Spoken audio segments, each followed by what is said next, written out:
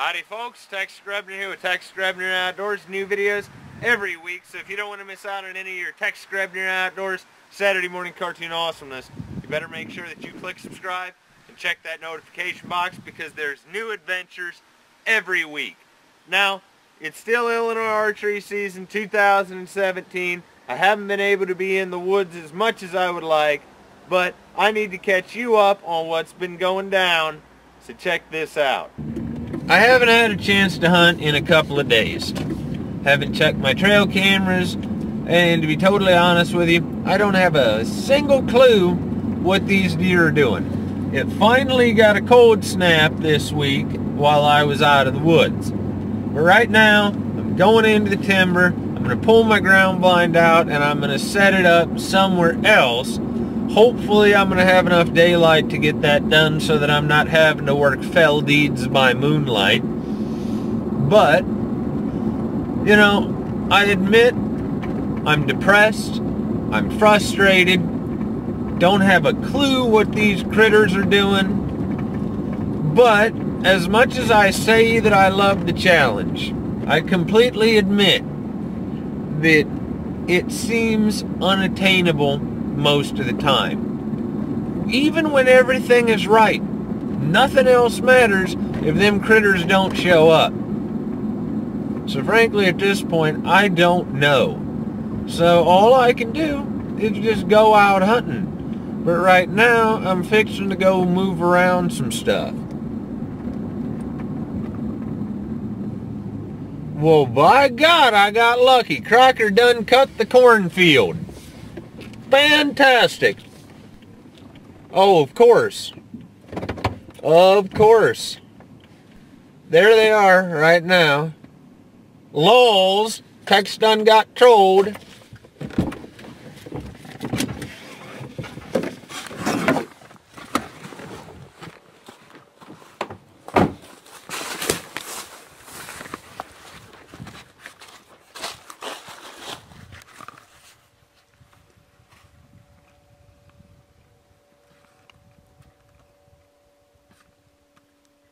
See him there? Hey, you. Oh, what a merry chase you run me. Now, see, here's the real funny thing. This is my family's cattle pasture that I used to hunt. And I still obviously can hunt it. But as you can see, it's mighty open. So I simply can't really hunt deer in there. Sitting in the frozen darkness, I had decided to hunt up on the thorn tree ridge, hoping to ambush deer coming out of the upper field back down the ridge. I was set up under a honey locust tree, and the wind was in my face. It was cold, and I knew there would be deer movement. One of the most beautiful things that you can witness in life is the terrible beauty of a frozen sunrise when the sun comes up and creates what I call a frost fire, where everything turns orange in a brilliant glow. The wind was in my face, which was not good when the deer were coming from behind me. I had not counted on them coming out from behind me, but I still got my bow at the ready in case the deer would come up the ridge, as I figured that it would. Watching the majestic whitetail move so gracefully, my heart was racing, shivering, and holding my bow at the ready with one hand and running the camera with the other, marveling at the simple majesty of the whitetail. There were weeds obscuring the deer now, and it was still very far away. But, naturally, the deer had come from behind me and was in the wrong direction for the proper wind, and so, while it did not spook, it simply turned around and walked back to its bed. And so I still sat watching, waiting, listening, my hands back in my muff, to keep them warm after waiting for the deer to come up the ridge, wondering if more deer might come out into the field or come from the opposite direction that I had hoped that they would come from. But I at least had the chance to witness a whitetail and a majestic frost fire sunrise. So as you can tell, this hunt came to nothing. Did see a deer, but she didn't come up the hill to where I thought she was gonna. She turned around and went back into the woods. And so, after everything got settled down, and as you can see the sun's high, I went around and checked all my trail cameras and cleared off all the combine pictures. Didn't have hardly any deer pictures, but at least the corn is out. And I've been rearranging some of my spots now that the corn is out for better spots, but I wasn't able to film any of it just because it would have been too labor intensive, so you're just going to have to take my word for it. Right now I've got this stand set up on a tree that's actually got an old stand way up there. I'm only about 3 foot off the ground behind a multiflora rose bush and a wood pile here.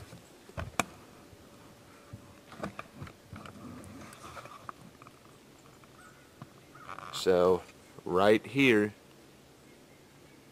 that's where they come into the field at. And so I'm hopeful because it's getting cold and the rut should be starting soon. It was several days before I could get into the woods again, and so I was pleased to see that at the spot that I had rearranged into, that I did have deer on my trail camera. So that was at least promising. Now it had warmed up above freezing, and so while it was just above freezing, it was raining. And so, listening to the hypnotic sound of the rain, I was set up in a tree stand only about 8 feet off the ground, set in a catalpa tree's crotch, where I would be concealed should a deer come beneath me. Now I had heard the gas station rumors about the rut starting up and the bucks chasing the does, but I had yet to see any proof of it. But it didn't stop me from blowing a little cash on some estrus lure just because I'm superstitious like that. And I hoped that deer would be chasing through the cornfield into the cattle pasture where I was set up. Now you see, it's funny because when I used to wear my Savage face paint, people used to tell me how stupid I looked. And then, when I stopped wearing it because it was too big of a pain in the ass to take off every time, I get to hear about how, oh, you stick out like a sore thumb. I can't seem to please the gods of the hunt, so it would seem. But sitting, watching, waiting, listening to the hypnotic sound of the rain, wondering if a buck would come through to my ambush in the morning, everything was perfect. But yet, being awake since the wee hours of the morning and spending most of the evening to the almost wee hours of the morning making sure that I had all my gear in order, I was tired. And it's difficult to sit for hours and hours and see nothing. And especially trying to stay awake with that hypnotic sound of rain, the occasional screaming blue jay. Don't get me wrong, I enjoy nature, but the slow descent into madness continues. All styles of hunting require certain skill levels and different kinds of endurance. Whitetail hunting is not so much physically demanding in its level of endurance. Whitetail hunting is more about mental toughness and being able to go out knowing that you're probably not going to see anything, sit for hours, hope and wonder and wait for the moment to be right. And even then, there's still no guarantee, just like this morning.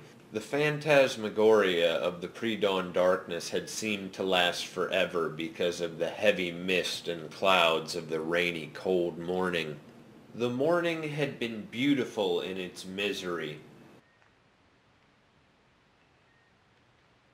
I had decided that I was going to hunt the cattle pasture yet again, but I had met a doe in the field on my way in, and so I had my doubts about this hunt. But with hunting, you never really know, and I figured that there might have been more deer in the pasture. And so I decided that I was just going to commit to the hunt and make the best of it and see what happened. The rain had finally stopped. Now the wind was not ideal. There was almost no wind at all, but it was swirling around. And so there was a light, chilly mist in the air as the afternoon continued. Watching, waiting, having a heart attack every time a squirrel would rattle the branches or scamper along the drying leaves. Never knowing, always wondering. And there's a lot of inner monologue that goes into a hunt.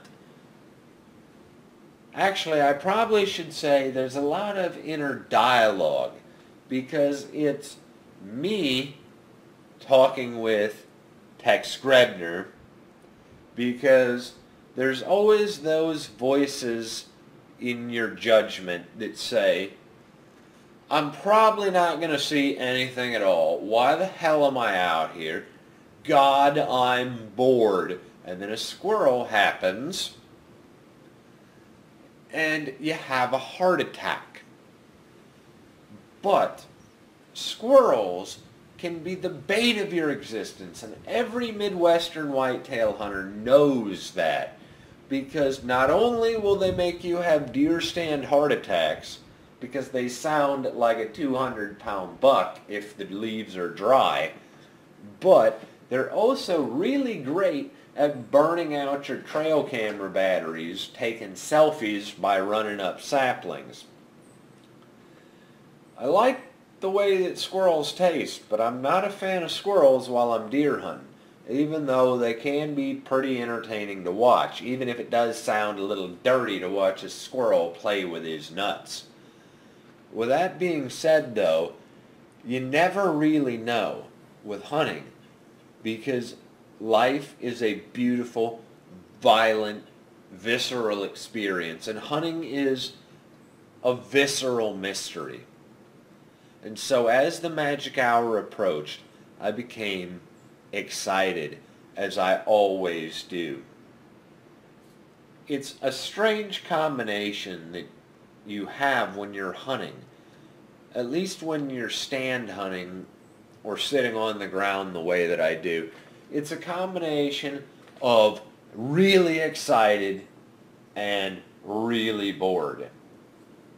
But there's also a lot of other things that go on in my mind while I'm sitting there, because there's part of me that says, screw it, you're not going to see shit, just go home.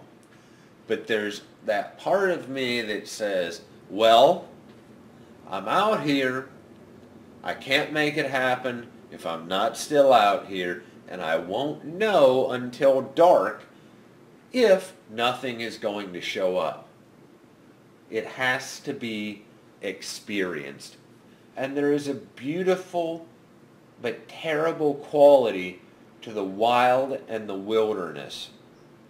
While I'm not necessarily hunting in any kind of wilderness, that is, but there is a beautiful and terrible quality to the wild and the wilderness, because it is not only unpredictable, but it simply does not care.